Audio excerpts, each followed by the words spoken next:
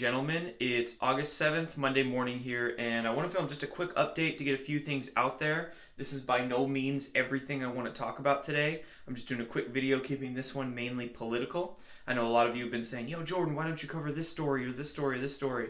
Don't worry, I'm going to get to everything. There's nothing I'm specifically avoiding right now. I'm just doing my research on everything so I can get all my facts straight before I report what I report.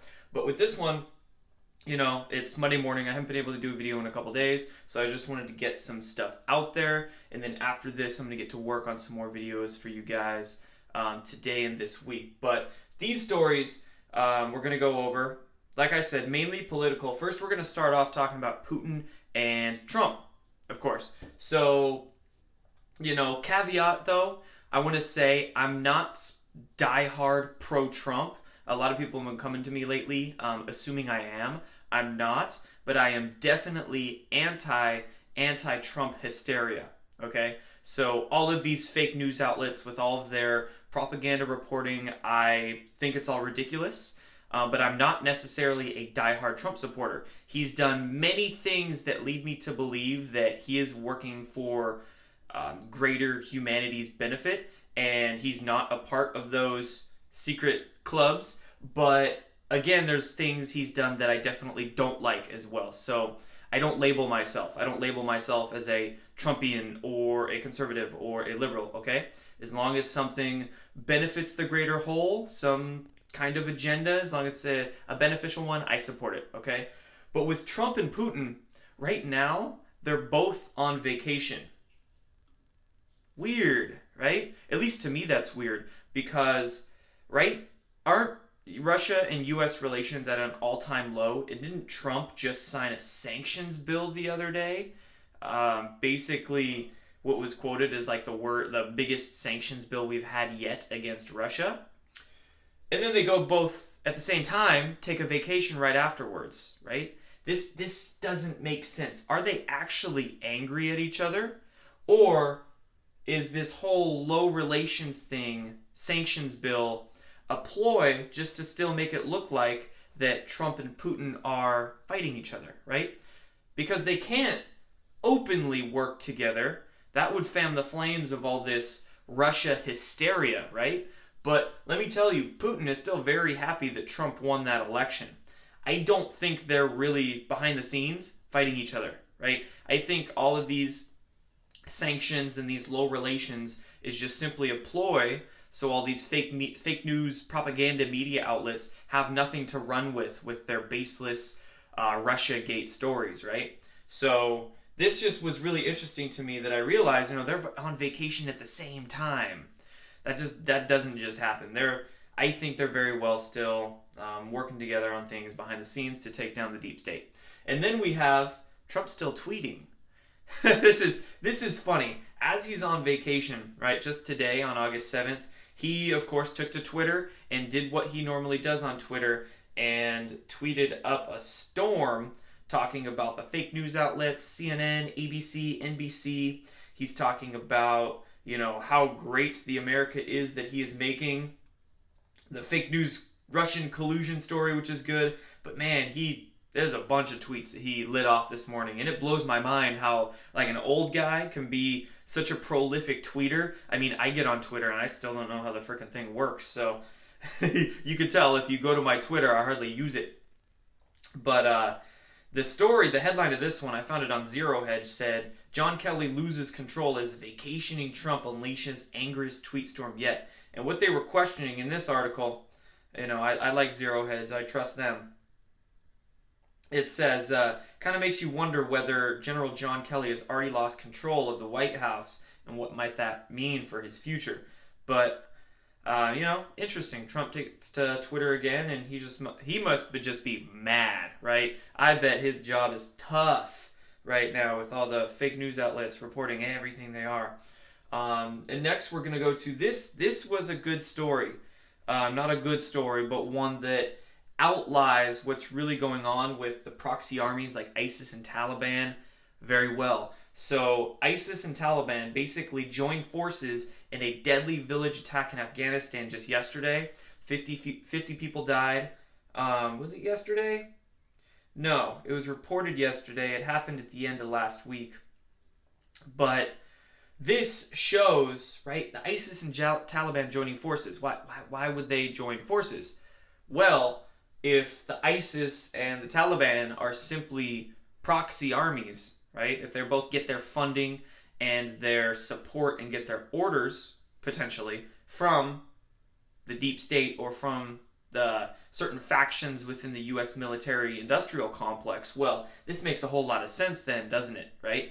We can take a very educated guess that ISIS directly receives its funding and support from people in America, in the West, let's say. I like the West better, so it might not be just America.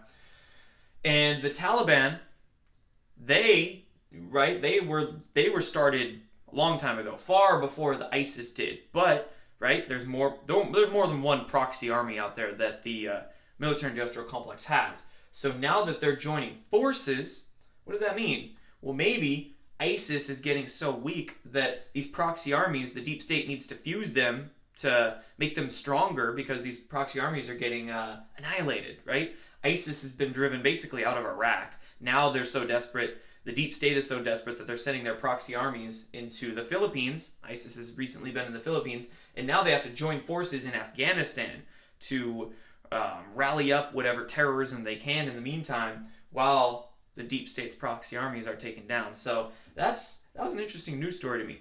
ISIS and Taliban joining forces.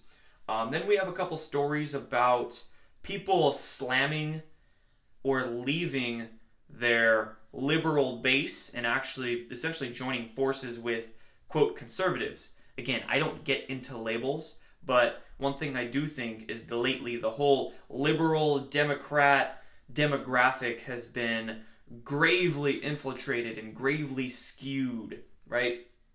Very brainwashed, primarily by news. So an anchor actually left CNN to join pro-Trump, a pro-Trump media. So her name's Kayleigh McEnany, if I got that right. McEnany, that looks right. Appears in pro-Trump news video after leaving CNN. And not only did this happen, but in Silicon Valley, there was essentially a, quote, outraged Google employee who penned a viral document slamming the, quote, anti-conservative culture, which is much better than calling it the liberal culture, because you can call somebody a liberal, and the connotation of that might mean, oh, they're a free being, they're a free spirit, but calling it anti-conservative is much better, because these people are like, a lot of the people in the liberal base are like bloodthirsty for conservative blood. So it's a much better wording of how to phrase how their minds are operating. But point being is that a 10-page document was penned by an unnamed Google engineer titled Google's Ideological Echo Chamber that criticized the company's left-leaning anti-conservative culture. So we're really having people begin to give zero shits about what people think of them, right? A lot of people, because of the brainwashing that the media outlets have done over the past year or so, it's almost as if calling yourself a Trump supporter is like character suicide in some instances. So people are giving, especially if you're in like the tech industry or media outlets or like Hollywood, or there's if you're in certain industries, it's like greater. The suicide impact, the ridicule impact you're going to get from calling yourself a Trump supporter is higher. So these people, I mean, we're starting to see people give zero shits and come out of the closet with their beliefs and really slam a bunch of people for being unwitting idiots to the corporate agenda, the deep state agenda, and they don't even know. So this is great. People are beginning to not even worry about what people think of them and speak their mind. And I was just up in a little town here in Washington yesterday. There was a dude on the sidewalk with like 6 whiteboards around that he went on, and you know me, I went and read all the whiteboards. But he was slamming the liberal media, and he was talking about politicians being blackmailed for pedophilia and all this stuff. And this dude was on the sidewalk, like enduring the ridicule from people passing by who didn't agree with him, who might not have been aware of some things going on.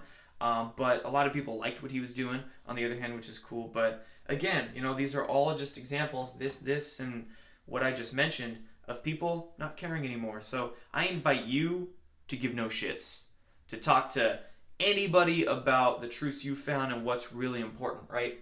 And then last couple things here, Loretta Lynch was found communicating with the Department of Justice with using a grandmother's name as an alias. This was found in some Freedom of Information Act reports that just dropped, which Kim.com actually tweeted. But why did Loretta Lynch use an alias to communicate with Department of Justice officials? This might need some more investigation. And then lastly, Debbie Wasserman Schultz was actually found defending Imran Awan, the IT aide, remember, that's just been arrested, that was arrested for bank fraud, but there's a lot of speculation out there that there's going to be many more charges than just bank fraud for this guy. He was employed by her, and yet she was just defending him out in the media.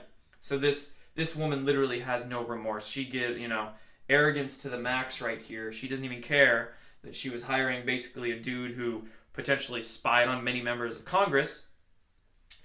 But she don't care. So just wanted to throw that out there. So how arrogant politicians can be. So there's a bunch of political stuff for you guys. I'm going to end this video. There's some other videos that I'm going to get to today and also this week. So stay tuned, you guys.